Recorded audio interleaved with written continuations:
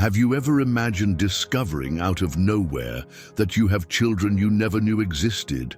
Now imagine being at the peak of your career, at a luxurious dinner with your new partner, and suddenly seeing your ex on the street, begging for food with 4 children who bear your likeness. It's not exactly what you expect on a celebratory night, but that's exactly what happened to Daniel Herrera, a renowned businessman used to having absolute control over everything, except over a past that knocked at his door when he least expected it. That night, amidst restaurant lights and crystal glasses, something changed forever. What would you do if you realized you had missed 5 years of your own children's lives? And more, how would you react upon discovering that someone you deeply loved had tried to warn you, but was silenced? The truth is, no one is prepared to have their life turned upside down in a matter of minutes. Daniel discovered he was a father, not of 1, but of 4 children. And all this time, while he lived surrounded by luxury and status, there was a family on the other side of the city fighting to survive, with his blood running through their veins. This isn't just a story about fatherhood. It's about secrets, decisions, and the weight that some truths have when they arrive too late. Before the story begins, subscribe to our channel and comment on which city you're watching from. We want to know just how far our stories can reach. It all started on an October night in Los Angeles, in the Beverly Hills neighborhood. Daniel, 42, wore a tailored suit and drove his polished black Tesla, taking his girlfriend Valerie to celebrate their first anniversary at the most exclusive restaurant in town. Valerie, 27, a successful model and influencer, was reapplying her red lipstick as she spoke about photographers and how that dinner would yield great shots. To the world, they were the ideal couple: beauty, power, and prestige. Nothing seemed out of place that night, until Daniel saw a familiar silhouette on the sidewalk, standing next to a trash can with 4 small children around. He parked, reflexively, on impulse. Not even he could explain it. His eyes were fixed on that woman with her hair tied up, dressed in a cleaning uniform. Time seemed to have passed cruelly over her, but what truly knocked him off balance were the faces of the children: 3 girls and 1 boy, the green eyes, the shape of the chin, even the way they furrowed their brows. They were his. It was impossible to deny. The world around him vanished. Lights, sounds, footsteps, even Valerie calling his name sounded distant. On that sidewalk, between trash and concrete, lay the truth Daniel had never expected to find. And it had a name. It was Isabella, the woman he thought he had left behind, yet who, by all indications, carried his past in her hands. Daniel got out of the car as if pulled by a magnet. Valerie stayed behind, confused, looking out the window, without understanding his reaction. When Isabella saw him approach, she stiffened as if bracing for impact. And the 4 little ones? They remained there, laughing among themselves, sitting on the sidewalk, completely oblivious to the tension about to explode. One of them was drawing in an almost ruined notebook. Another was humming quietly. The third tried to make the youngest boy stop fiddling with a cardboard box. Daniel stopped just a few meters away, not knowing what to say. He just stared, until, without planning it, he whispered the name he hadn't uttered in years: Isabella. She looked up, and when she recognized him, her face was filled with a mix of surprise, pain, and fear. Daniel had never seen that look in her before. In the days when they were married, she was light, cheerful, determined. Now, before him, she was a different woman. But still, it was her. Finally, Valerie got out of the car and approached, perplexed. "Do you know the cleaning lady?" she asked with that sarcastic tone that Daniel knew so well, but he didn't answer. He could only look at the children, those faces, that boy. He had exactly the same dimple on his left cheek that he had when he was little. Then Isabella spoke, in a firm, almost challenging voice, "They are your children, all four." Daniel stepped back as if he had been punched. The lights of Beverly Hills, the murmur of the restaurant, the distant sound of cars. Everything turned into a buzzing noise. It was as if the ground had cracked beneath his feet. "Children?" he repeated, as if he couldn't believe his own words. "My children." Isabella simply nodded without lowering her eyes. She wasn't there to ask for anything, neither money nor explanations. She was simply telling the truth. Valerie clutched her phone, murmuring something about reservations and the press, but Daniel couldn't hear anything anymore. He could only see the green eyes of those children. His eyes. For the first time in a long time, the businessman felt he had lost control, and with it, everything he thought was right. Sensing the strange atmosphere, the children instinctively moved closer to Isabella. The boy, the eldest it seemed, stepped forward, positioning himself between his sisters and the stranger who was staring at them. "Mom, who is this man?" he asked without fear, but with an alert tone. Isabella took a deep breath, but before she could answer, it was the girl with the notebook who spoke, pointing at Daniel. "He looks like us. He has our eyes." Daniel felt his chest tighten. Valerie could no longer hide her discomfort. "Daniel, we have a reservation. The chef is waiting." But he remained there, motionless. Everything around him seemed to lose meaning. That night, which should have been a celebration of the present, turned into a reunion with a past he never imagined still existed. And now it was emblazoned in the eyes of 4 children. Isabella knelt beside the children and touched the eldest child's shoulder. "Miguel, this man is your father." The boy's eyes widened, but he did not step back. It was only then that Daniel noticed something that broke his heart. The boy positioned himself like a small protector of his sisters, even at such a young age. It was clear he had learned to fill the space that he, as a father, should have occupied from the start. The 3 girls exchanged glances. The youngest, with curly hair and wearing a faded dress, moved closer to Isabella and whispered something in her ear, then watched Daniel with the curious look of someone who doesn't fully understand what is happening, but senses that it is something important. "They're 5 years old, Daniel. 4 children. And you didn't know because you never wanted to know," said Isabella without anger, only with contained pain. He felt the accusation like a blade. He looked at Valerie, who was now frantically typing on her phone, probably sending messages to friends or posting something on her story. 5 years, he repeated, as if to confirm for himself. Isabella nodded. "I tried to warn you. I wrote to you. I even went to your company. But you were always busy, always surrounded by barriers." Daniel ran his hand over his forehead, trying to understand how all this could have happened without him knowing. Was it really possible that such an important part of his life had completely passed outside of his field of vision? Or was it that deep down he simply did not want to see? "Did you know?"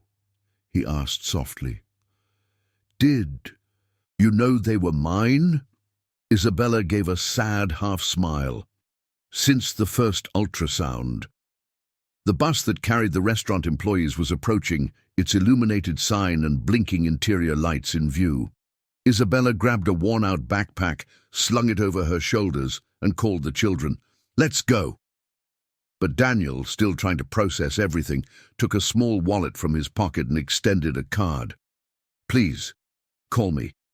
Give me a chance to understand all this, to get to know them." Isabella looked at the card with suspicion, then took it and tucked it into her pant pocket. "I promise nothing." She helped the children board the bus. which slowly departed along the lit avenue, taking with it an entire family that Daniel had not even known existed until 20 minutes ago. He stood there, motionless, watching the small hands waving from the window, not for him, but for the city. Valerie tugged his arm in irritation. "Are you really going to let this scene ruin our night?" He looked at her as if he were seeing someone else. "Valerie, I'm sorry. I can't have dinner right now. Not after this." She widened her eyes. "Are you serious? That woman, those children?" Daniel interrupted her almost without thinking. "Our children." The words escaped before he could control them, and for the first time he was sure it was true. Valerie huffed, muttered a curse under her breath, and walked away, nervously typing something on her phone. Daniel remained there, on the sidewalk, the city sounds around him mixing with the internal chaos that was beginning to take shape. That night, he didn't go back for dinner. He went home, but something had changed, and deep down, he knew he would never be the same again. That night, Daniel drove for hours, without a clear destination. He passed through neighborhoods he barely remembered existed, streets where the city seemed different, less perfect, less brilliant, but more real. His head was spinning. He wanted to understand how he hadn't noticed sooner, how he had missed the signs. Had pride and an obsession with success blinded him to the possibility of being a father? In the back seat, the gift he had bought for Valerie, a box containing a promise ring, remained closed. Suddenly, that ring had lost its meaning. In the rearview mirror, he saw his own reflection, but it was as if he were looking at another man, a man who had built an empire and, at the same time, lost what mattered most. At dawn, Daniel was already at the office, at the top of one of Los Angeles's tallest buildings. The city was slowly waking up down below, unaware of the silent revolution taking place within him. Scattered across the table were papers, reports, contracts, and an old photograph. It was from his wedding day with Isabella, printed on matte paper and already a bit yellowed. They were smiling, young, full of dreams. The contrast with the woman he had seen the previous night was painful, exhausted, overburdened, yet steadfast, resilient.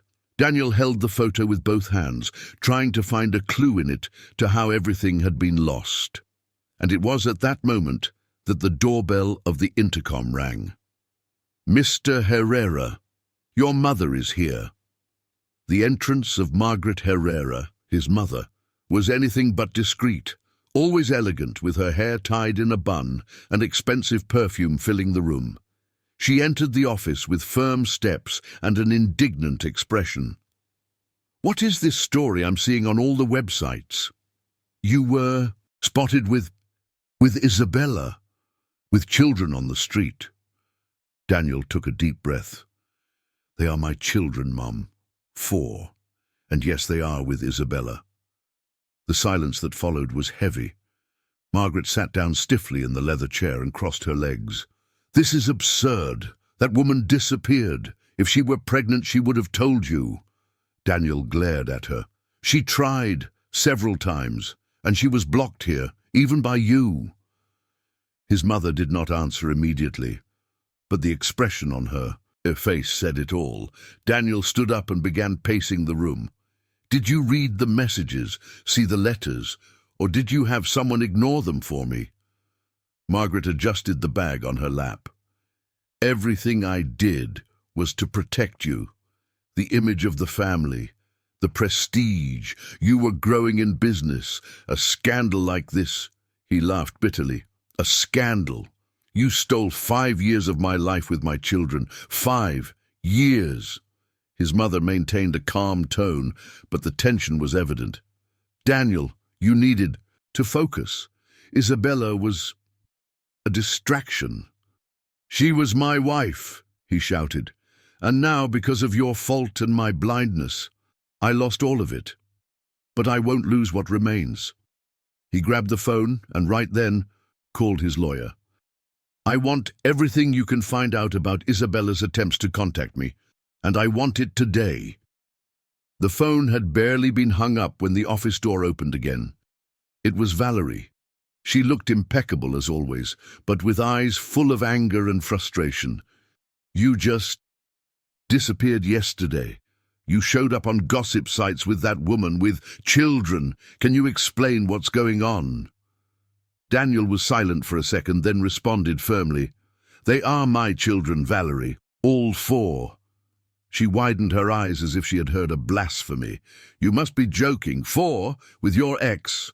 Daniel didn't look away. "Yes. And now I'm going to get to know them, to be a part of their lives."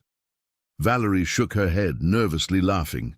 "And what happens to us, with our plan? The ring. You were going to propose to me yesterday," Daniel sighed. "The ring is in the drawer, but now that doesn't matter anymore." Valerie seemed incredulous.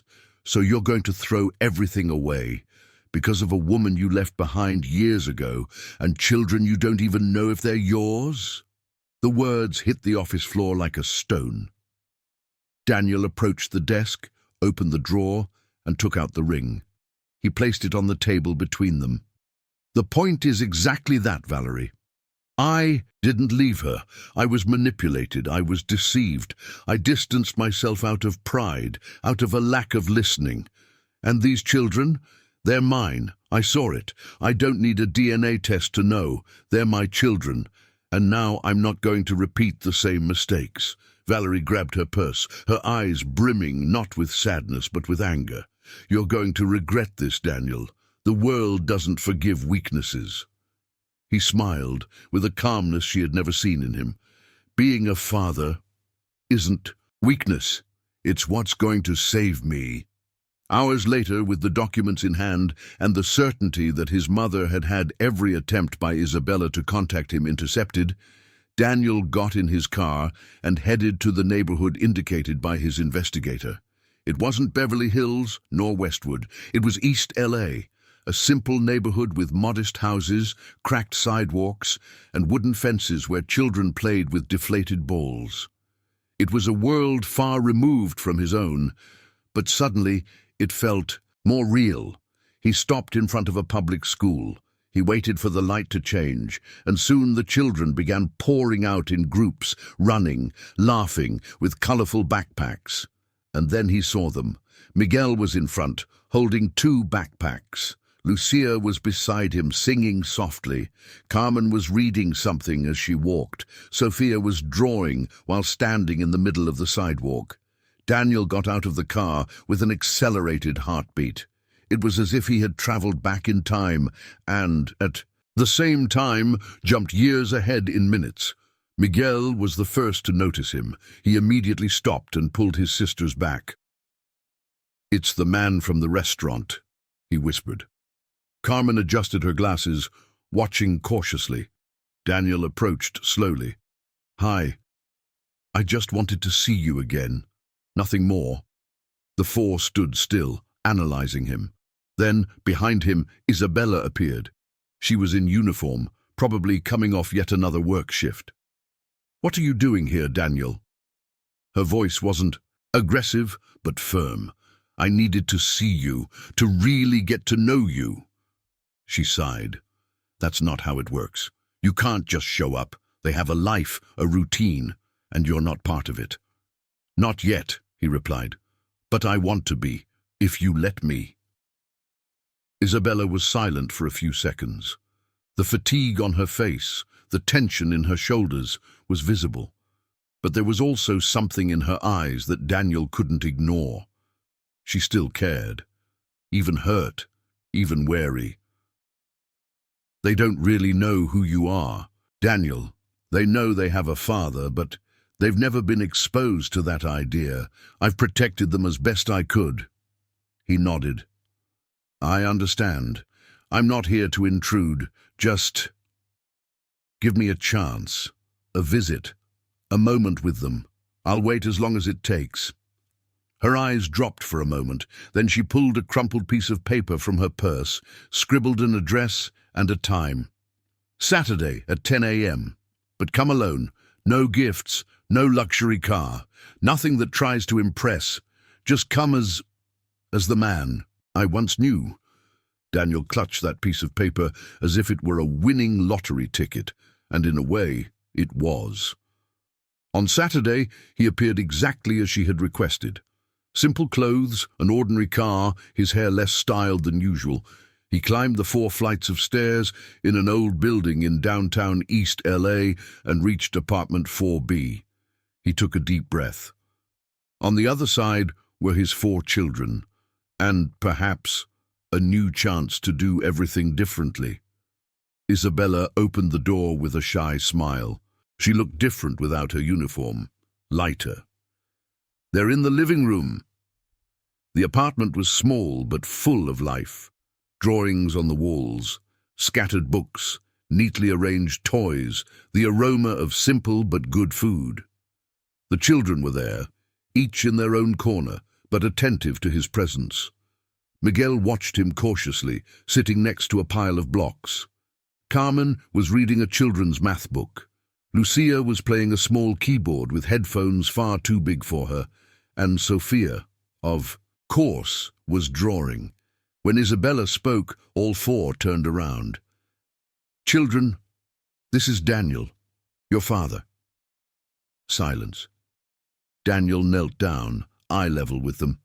"I know it's strange, and that you have every right to be confused, but I'm here to get to know you, and if you allow me, to stay."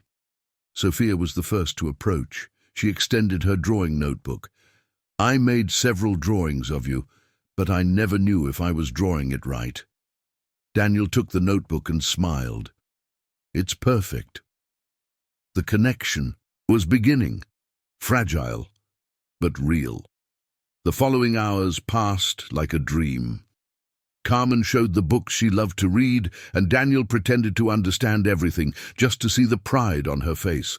Lucia played 2 songs she had learned by ear. "I like the sound," she said with a timid smile. Sophia, excited, began a new portrait right there, this time with her real father as the model. And Miguel, he continued observing everything from a distance, with that protective air. Until, unexpectedly, he asked, "You have a company, right? How many people work there?" Daniel laughed, surprised. "Many." "Why do you ask?" Miguel shrugged. "Maybe I'd like to work with you one day, but first I need to know how it works." It was then that Daniel realized this was where he needed to be, and he would do whatever it took to make up for lost time. At the end of that Saturday, when Isabella said it was time to prepare lunch, it was Sophia who asked if her father could stay. She spoke softly, as if afraid to hear a no. Daniel looked at Isabella, who hesitated for an instant, then nodded. "Yes, you may." He helped set the table, cut vegetables with a knife that no longer cut as well, and laughed to himself, realizing how much something so simple made him feel alive. Eating with them, listening to their school stories, watching Lucia tap the table while softly singing, listening to Carmen explain how Saturn has rings, and Miguel talk as if he were the CEO of a startup. It was all new, yet at the same time. It felt like a place he should never have left. For the first time, Daniel wasn't thinking about deadlines, graphs, or stocks. He only thought of them. In the days that followed, Daniel began visiting them frequently, always respecting Isabella's limits, but slowly trying to earn the children's trust. He didn't bring expensive gifts, only his presence. He helped with homework, picked them up from school when he could, and even learned the route to the local corner store. And something curious happened. The neighbors, once suspicious of that sharply dressed man who had appeared out of nowhere, began greeting him with nods and smiles. The man in a suit now helped carry grocery bags, picked up bread at the corner bakery, and even stood in line at the health center like anyone else. It was during this period that Daniel discovered something that left him reeling once again. Isabella worked 3 jobs, and yet she still studied at night. I do what I can for them. And it was true. One afternoon, after dropping the children off at school, Isabella fainted at work. A collapse, exhaustion, according to the doctor, accumulated stress, irregular meals, sleepless nights. Daniel received the call while finalizing a presentation for investors. He dropped everything, rushed to the hospital. Seeing her lying there connected to various machines, he felt an enormous weight in his chest. She needs complete rest for at least 2 months, the doctor said. No work, no physical exertion, or next time she might not make it. That was the last straw. Daniel knew what he had to do. When she woke up, he held her hand. Leave it to me. I'll take care of everything. The boys, the house, you. She tried to refuse, saying she didn't want charity, but he was clear. It's not charity, Issa. It's responsibility. It's love. It's the least I can and must do. From that day on, the routine changed completely. Daniel transformed his home in Coyoacan into a haven for the children. He had a room set up just for the girls, with a reading nook and a space for Lucia's piano. He created a small office to share with Miguel, where they began sketching business ideas using crayons and stickers. He learned how to braid hair from YouTube videos and became a specialist in preparing school snacks. Mornings were chaotic but joyful. Afternoons were divided between homework, medical appointments, and keyboard rehearsals. And every night, without fail, he would call Isabella in the hospital and let the children talk to her. Even tired, even overwhelmed, Daniel felt more complete than ever. For the first time, he was living something real, and there was nothing he would trade that for. While Daniel juggled his family routine and managing the company, a new storm was brewing. Ricardo, his main business partner, had made risky decisions without consulting the board. Dubious investments, unauthorized capital movements. By the time Daniel received the first alerts, it was too late. Part of the company's financial reserves was compromised. Investors were nervous, and rumors were already circulating in the market. And all this came to light while he was helping Carmen with a school project about the solar system. The phone kept ringing, but he left it silent. Not at that moment. When she finished the model, he applauded as if it were the most important thing in the world. And in that instant, it truly was. That night, after everyone had gone to sleep, Daniel spent hours in front of his computer, analyzing numbers, reports, and possibilities. The situation was serious. If he didn't find a quick solution, he would have to make cuts, lay off dozens of employees, people who had trusted him, people who depended on that job to feed their families. Sitting at the kitchen table, with the silence of the house around him, he realized something simple yet profound. He couldn't save everything, but he could choose what he wasn't willing to lose. And for the first time, the choice was clear. He would sell his personal assets, the apartment in Beverly Hills, the luxury cars, the shares in clubs and resorts. That no longer defined who he was, and more importantly, it didn't define who he wanted to be. The next day, he called a meeting with his partners. Some tried to dissuade him. "You're going to ruin your image," they said. "It will seem like you're in decline." Daniel replied with the calm of someone who had already faced worse. "My image is not more important than the families that depend on this company. Sell whatever needs to be sold. We will honor every salary." That decision, which seemed scandalous in the corporate world, spread quickly. But contrary to everyone's expectations, the effect was different. The image of the cold, distant businessman was replaced by that of the man who left luxury behind to protect what truly mattered. Photos of him with his children at the market, at school, in the park, went viral. For the first time, the public saw the human being behind the executive. At home, the children noticed the difference. "Why don't we go to that tall building anymore?" asked Lucia. "Because our new home has a garden," Daniel replied with a smile. And it was true. They bought a simple but cozy house close to the school.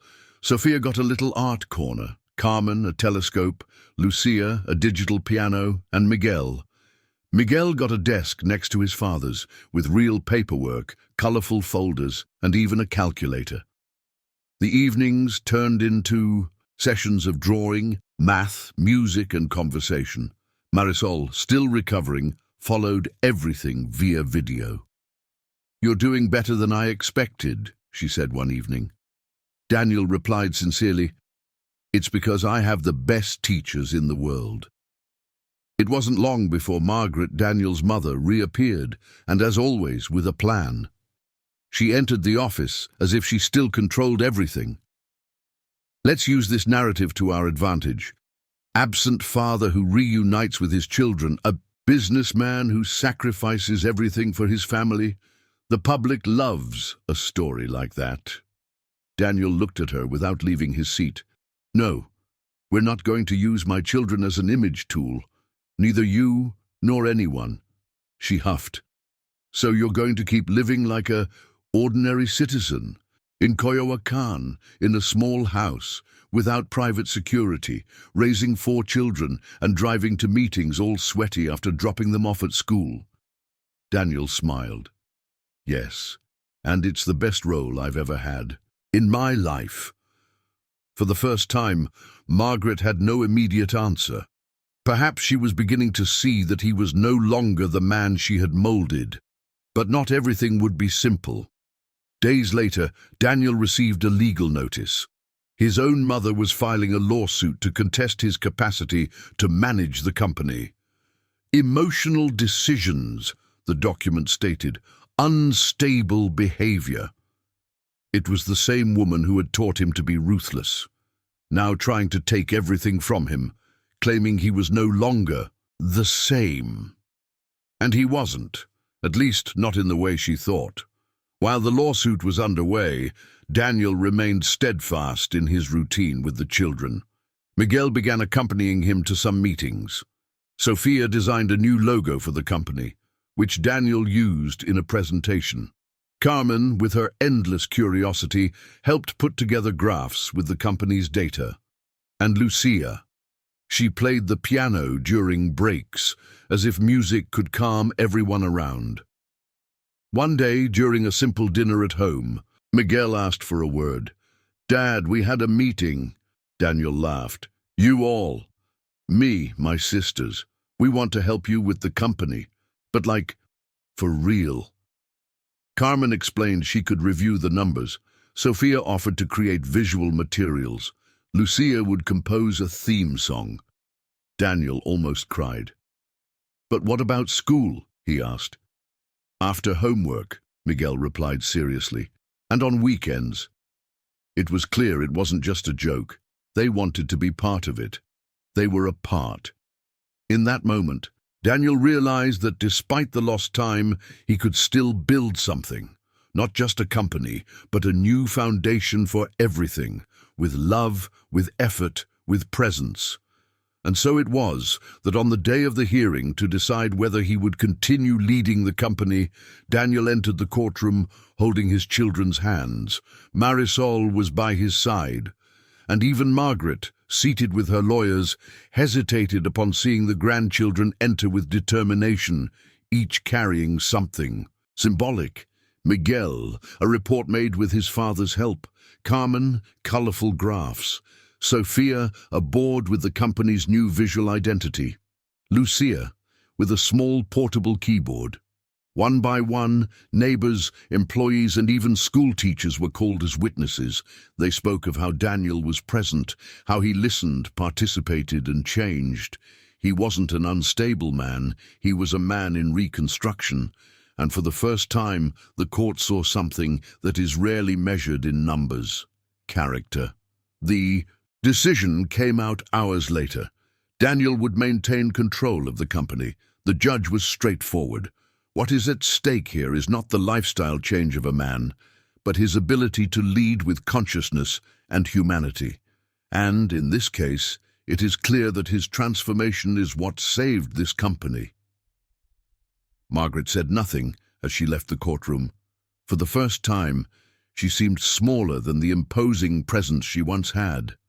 However, days later, she appeared at the door of the house in Coyoacán. She was met by Miguel, who received her with crossed arms. "If you want to see us, you have to come with respect." Margaret took a deep breath. "Can I call you Abuela?" The boy hesitated, then smiled faintly. "Maybe. One day." And the door opened, as if giving a chance for a new beginning. The house was full of life.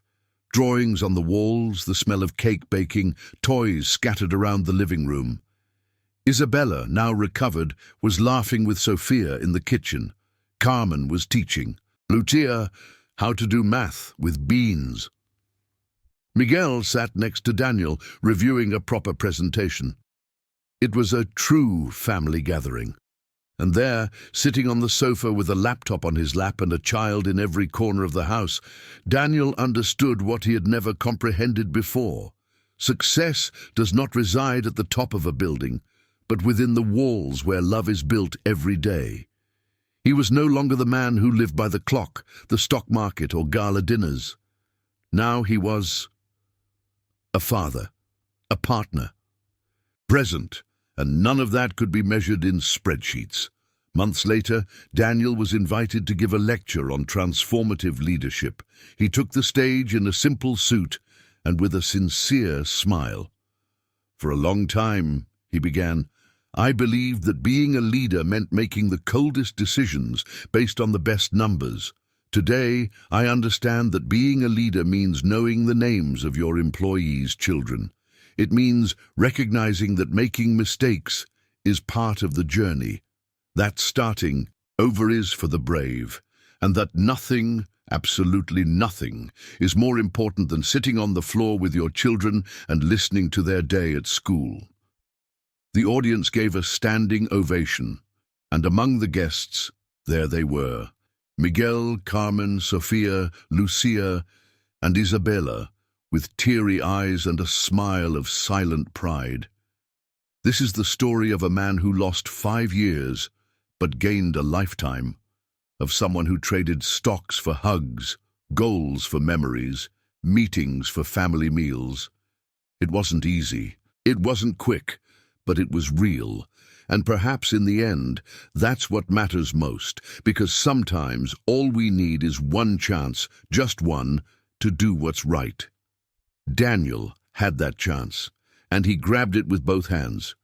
Today, he isn't just the CEO of a respected company. He is the father of 4 incredible children, the partner of a woman who never stopped fighting, and the owner of an empire that isn't measured in numbers, but in love. Quote of the day: "Sometimes life takes away everything we think is important, only to show us what really matters." If this story touched your heart, subscribe to the channel, leave your like, activate notifications, and comment below on which city you're watching from. Your participation is very important to us, to keep sharing stories of overcoming adversity like this. Thank you for being here.